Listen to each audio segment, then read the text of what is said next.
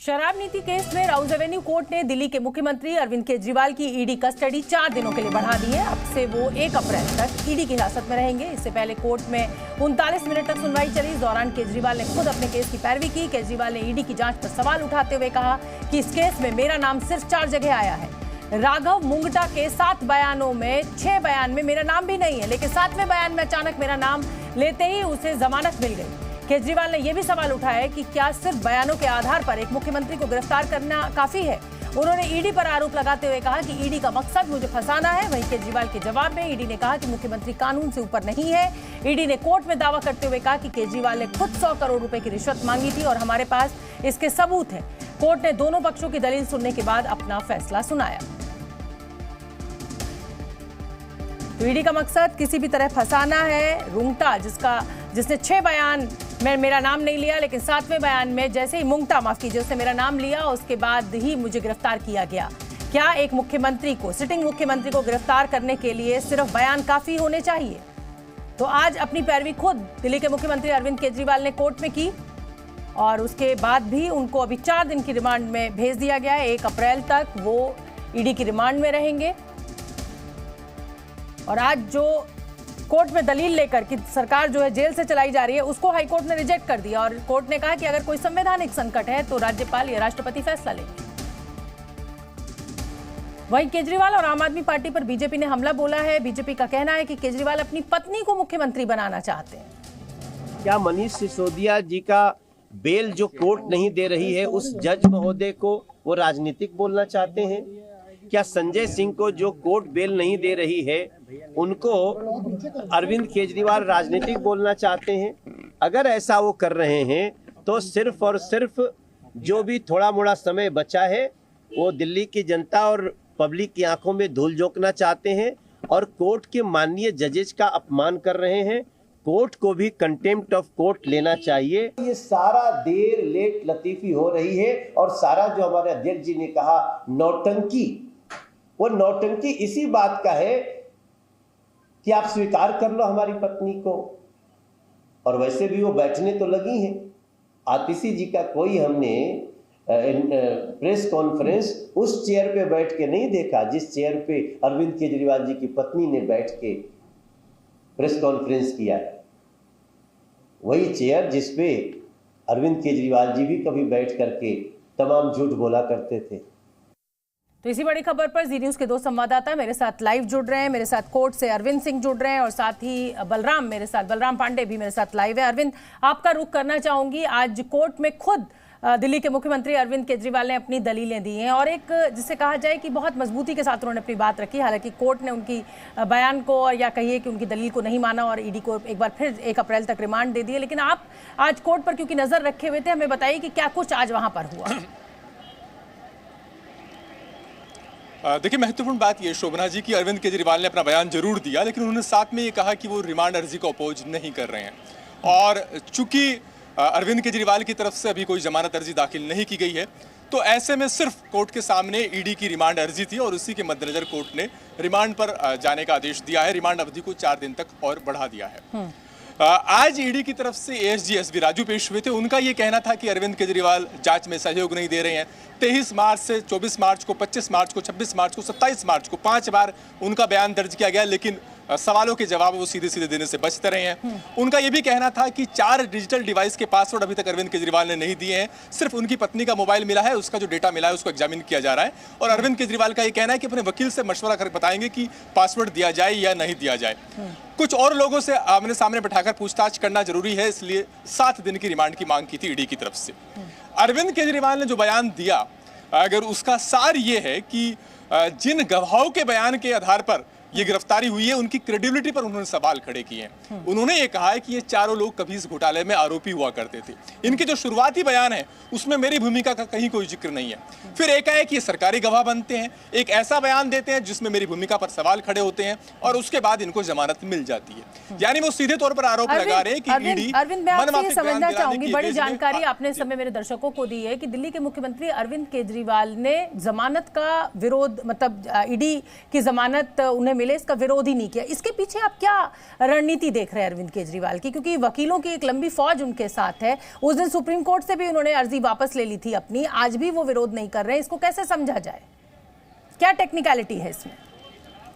देखिए, दो बातें हैं। अरविंद केजरीवाल को राहत तभी मिल सकती थी निचली अदालत में जब जमानत अर्जी उनकी तरफ से दाखिल हो। अभी तक उन्होंने जमानत अर्जी दाखिल की नहीं थी।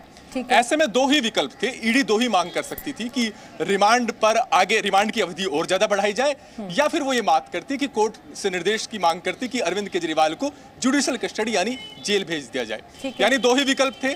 जमानत तो मिल नहीं सकती थी क्योंकि जमानत अर्जी जब दाखिल ही नहीं हुई है। या तो वो रिमांड पर भेजे जाते या फिर जुडिशियल कस्टडी में भेजे जाते।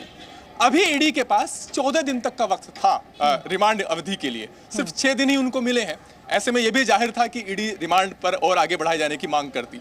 बहुत हद तक संभावना इसी बात की थी कि अगर अरविंद केजरीवाल के वकील अपोज भी करते तो जो मेरा अनुभव है और जिस तरह से कोर्ट में जिस तरीके से सुनवाई होती है, तो हो सकता था कि जितने दिन की ईडी रिमांड की मांग करती उतने दिन ना मिलती, उससे कम दिन मिल जाती। जानते हैं आप तो कोर्ट कवर करते हैं कि जब तक रिमांड पर आदमी होता है तब तक उसको जमानत नहीं मिलती है। मैं आपके पास आऊंगी, बलराम आपके पास भी आऊंगी। उससे पहले कुछ ग्राफिक्स हमने तैयार किए हैं। कोर्ट में आज क्या कुछ हुआ, केजरीवाल ने क्या कहा, वकीलों ने क्या कहा, कोर्ट ने किस तरह का फैसला लिया, वो आपके सामने। जिस बयान पर चांदनी चौक का जेब कतरा भी गिरफ्तार ना हो, उस बयान पर मेरी गिरफ्तारी हुई है, ये मुख्यमंत्री अरविंद केजरीवाल ने अपनी बात कही है आज कोर्ट में, जब ईडी उनकी रिमांड को बढ़ाने की दलील लेकर कोर्ट में पहुंची थी, राउज एवेन्यू कोर्ट में।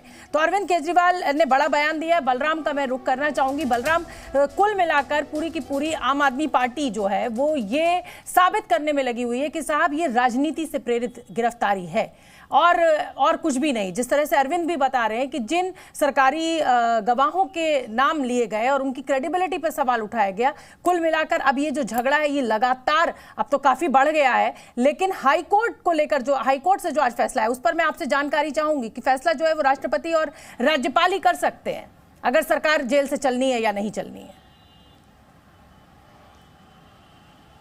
बिल्कुल, देखिए शोभना जी, जिस तरीके से आज दिल्ली के मुख्यमंत्री अरविंद केजरीवाल ने कोर्ट में अपना पक्ष रखा और उन्होंने सवाल खड़े किए कि जिस तरीके से गवाहों के बयान पर उन्हें गिरफ्तार किया गया, उसको लेकर के उन्होंने सवाल खड़ा किया। हालांकि उन्होंने कोर्ट में बयान नहीं दिया, लेकिन ऑफ कैमरा ऑन रिकॉर्ड उन्होंने एक बात कही कि जिस तरीके से गवाहों के बयानों पर हमें गिरफ्तार किया गया, उन बयानों पर चांदनी चौक का चोर भी गिरफ्तार नहीं होगा। ये कोर्ट में उन्होंने बयान नहीं दिया, ये उन्होंने ऑफ कैमरा ऑन रिकॉर्ड बयान दिया और उन्होंने कहा कि जिस तरीके से उनकी गिरफ्तारी हुई और एक सिटिंग कहा जाए मुख्यमंत्री को गिरफ्तार किया गया सिर्फ उनकी गवाही पर जो खुद आरोपी हैं, और जिस तरीके से ये पूरा मामला रचा गया है उसमें सिर्फ एक ही मकसद है ईडी का कि उन्हें किसी ना किसी तरह से फंसाया जाए। और इसीलिए आप देखिए कि जो साउथ लॉबी है, जो गोवा कनेक्शन है, उसे जोड़ने की कोशिश की जा रही है, जबकि 100 करोड़ रुपए रिश्वत लेने की जो बात ईडी कह रही है उसका पुख्ता सबूत ईडी के पास नहीं है। हालांकि काउंटर करते हुए ईडी ने भी अपना जवाब कोर्ट में रखा है, लेकिन जिस तरीके से आज हाई कोर्ट में एक जनहित याचिका दायर की गई और ये मांग की गई कि दिल्ली के मुख्यमंत्री अरविंद केजरीवाल अपने पद से इस्तीफा दे नैतिकता के आधार पर, और कई सवाल खड़े किए गए, उस याचिका को कोर्ट ने खारिज कर दिया और कहा कि जब तक कोई संवैधानिक संकट नहीं आता और इस संवैधानिक संकट को एलजी या राष्ट्रपति खुद संज्ञान नहीं लेते, इसमें कोर्ट किसी तरह से नहीं करेगा। तो पहले ही आम आदमी पार्टी जता रही है कि अब क्योंकि मुख्यमंत्री को गिरफ्तार कर लिया है, तमाम बड़े नेताओं को गिरफ्तार कर लिया है, तो किसी ना किसी दिन एलजी जो है वो ये कह देंगे कि संवैधानिक संकट है और राष्ट्रपति शासन लगा दिया जाएगा और सरकार को गिरा दिया जाएगा। ये ऐसी आशंकाएं तो लगातार आम आदमी पार्टी अपनी तमाम प्रेस कॉन्फ्रेंस में और ऑफ कैमरा ऑन कैमरा बोल ही रही है। छोटा सा जवाब बलराम।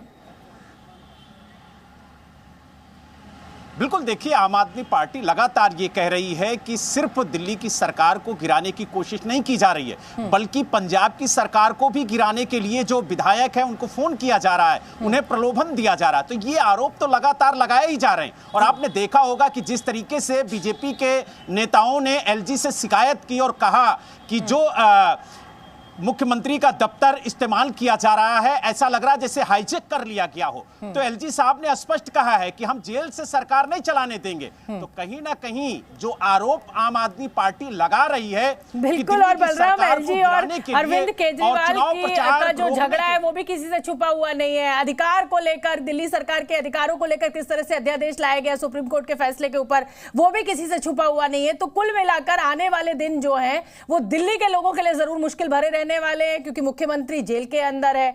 सारी की सारी लड़ाई जो है वो आपस में राजनीतिक हो गई है। तो अब दिल्ली के काम आगे कैसे बढ़ेंगे। बहुत बहुत धन्यवाद आप दोनों का इस पूरी चर्चा में शामिल होने के लिए।